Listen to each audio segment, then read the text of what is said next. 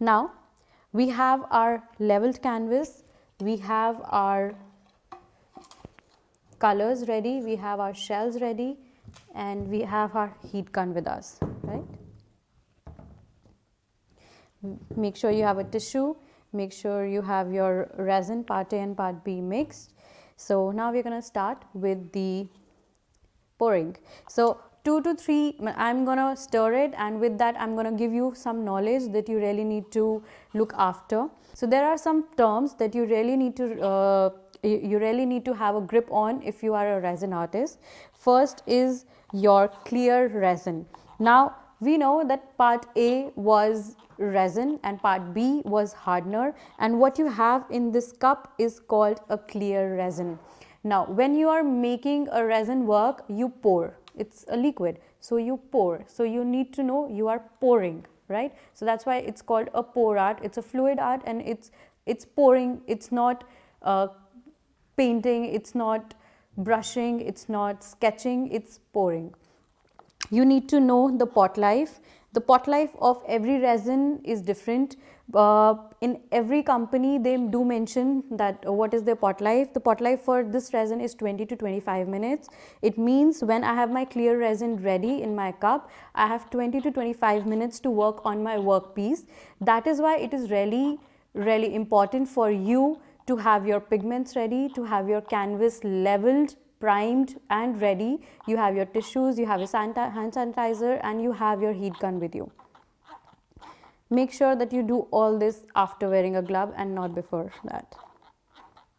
So I'm just mixing it, and since part A and part B are really consistent, so they mix very easily. Different resins have different consistency, so some might require less mixing and some might require more mixing. Approximately 3 to 4 minutes are fine, and as you can see, I am making sure that anything that has stuck to the edges of the glass is in my cup. So I'm mixing it very properly. I'm just scraping off everything I have on the edges of the glasses, right? So that everything is in my cup, because if your resin is not mixed properly, it will not cure. Now we were talking about terminologies. We had clear resin, we had pouring, and we had pot life. Now shelf life is basically the expiry date of the product if it is lying on your shelf. Then you have two really important product terms, that is curing and hardening. Now what is curing and what is hardening? Every resin has a different cure time. This resin has approximately 24 hours to cure. Now what do you mean by cure? Cure means when you have your resin on your canvas, you cannot really move your canvas. One, it will hinder your level, and secondly, it will flow, and then it will just break the pattern of your painting, and it will just flow like a fluid because it has not cured. A resin takes approximately 12 to 24 hours to cure. Every resin has a different curing time. Some have 2 hours also, some have 24 hours also, and some have 48 hours also. So it means till 48 hours you cannot move your painting. You don't have to do that because you will end up hindering the whole process of curing. Secondly, your resin needs to be mixed perfectly. Like part A and part B have to be mixed perfectly to get the perfect curing. Thirdly, the pigments that you use have to be in a 1:1.1 and 2% of ratio to your resin, because if you have a lot of pigment, then it will not cure. So make sure, even if you're working with the intensity, you work with mixing the two colors. Maybe if you want to darken your blue, so you add like a very tiny tinge of black into it. Do not add more blue because it will not do anything to your resin, to your intensity. For curing, the temperature setting is also required. As we talked before about the temperature setting, it needs to be between 25 to 30 degrees Celsius.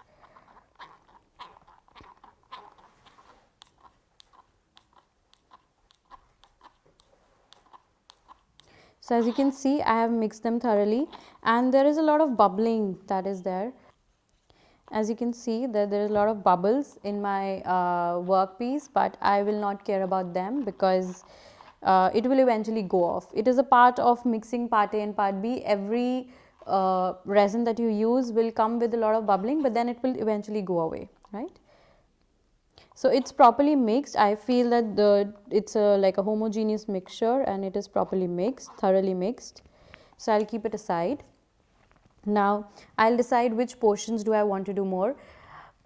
About pigments, there are acrylic pigments, there are alcohol inks, and there are resin pigments. So the pigments that have been provided to you are resin pigments, and people who are as beginners, even I as a beginner, have used acrylic as my pigment. As you can see that painting there, I have used all the acrylic colors while working on the painting. Why?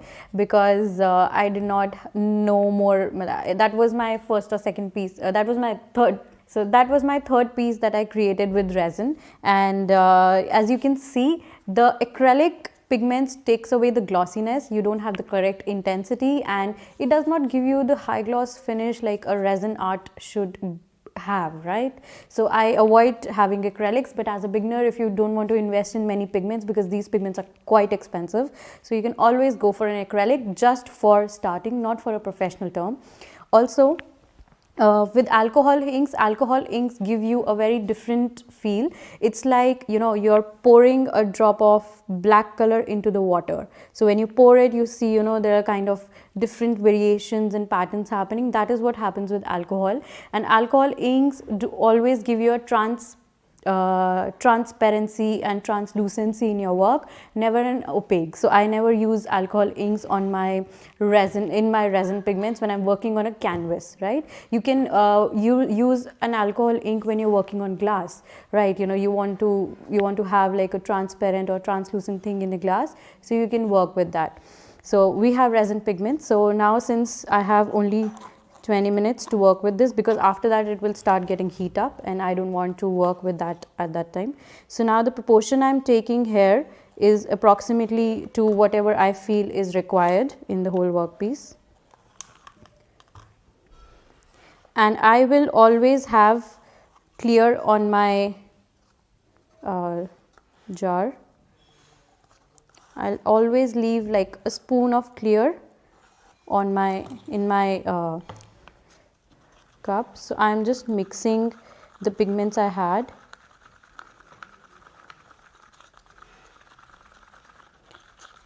As you can see how pigmented it gets, right?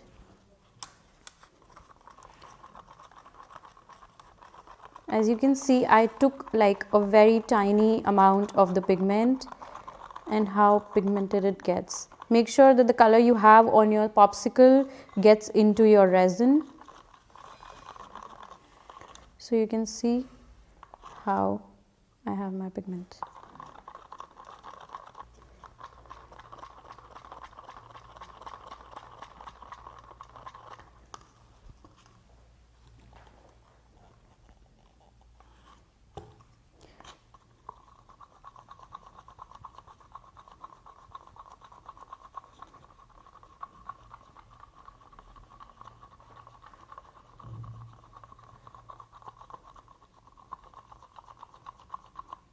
So you can see like it's such a lovely color. This is my favorite.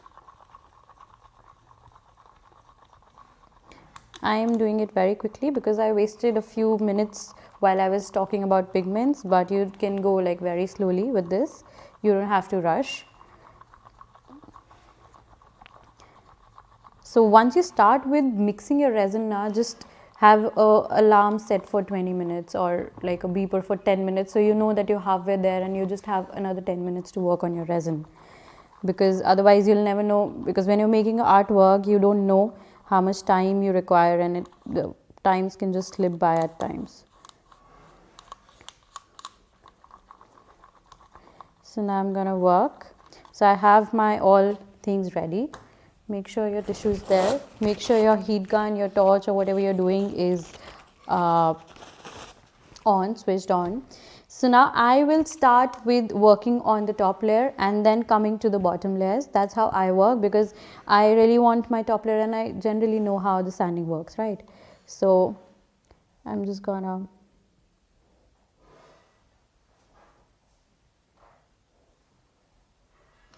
work.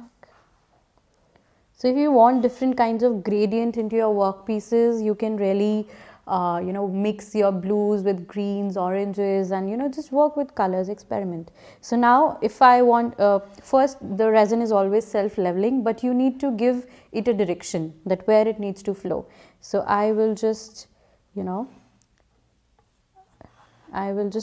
the blue ultramarine popsicle only, just to give it a push wherever I have to push. If you want to work with your fingers, go ahead.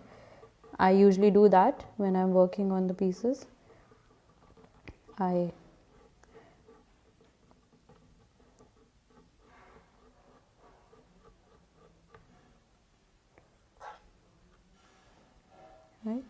So if you want a bigger portion of the darker blue, you can add more blue to this. Right now I'll just stop it here. As you can see, it is self-leveling, right? Then I'll add blue, but I will have a little gap between the two blues because I think I'll need more ultramarine blue, and this color is super amazing. So you can swirl and pour and meditate. Maybe some music in the background will help you meditate more other than my voice.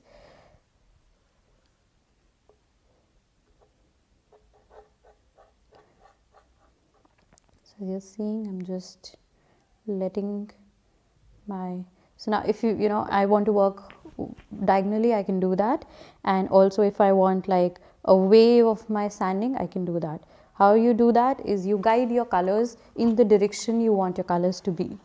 Now if this would not have been leveled, all the colors would be in one side, and it's okay if it is flowing down because that's how it has to be. This is amazing. So I am just taking like a very irregular sand area. This is super amazing.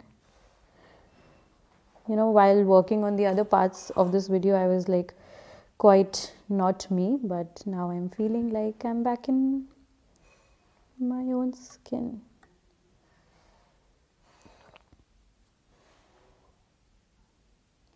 So I'm taking it like this just to give it an edge. It's okay if the colors are mixing. They have to mix. They have to meet somewhere, right? How chocolatey it is looking. It's looking like butterscotch chocolate. So make sure you cover your sides and everything with this.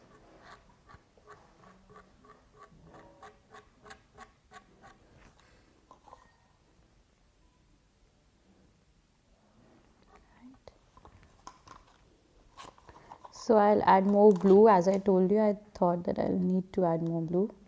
So I'll add more blue to this.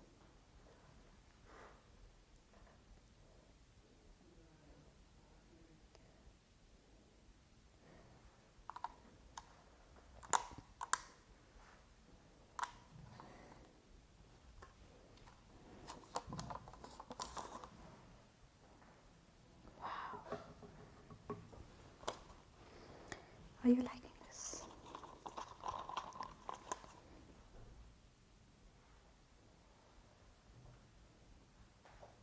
So now I'm just gonna mix the colors and fill the other areas. Let the colors flow in whichever direction they want to, yeah. As you can see, my blues and everything has been used. So the measurement was quite accurate actually. And if you feel that you still need resin, so just have more resin, mix it fast like I did while I was working.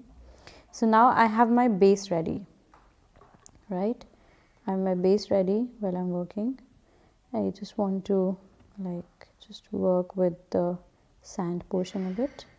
That's what I'm doing. So I'm gonna dirty my hands a little. So I have my tissue. So I'm just gonna pat this area because I don't want it to be like too divided in two gradients, right? I want it to be like one. So I'm going to just play around.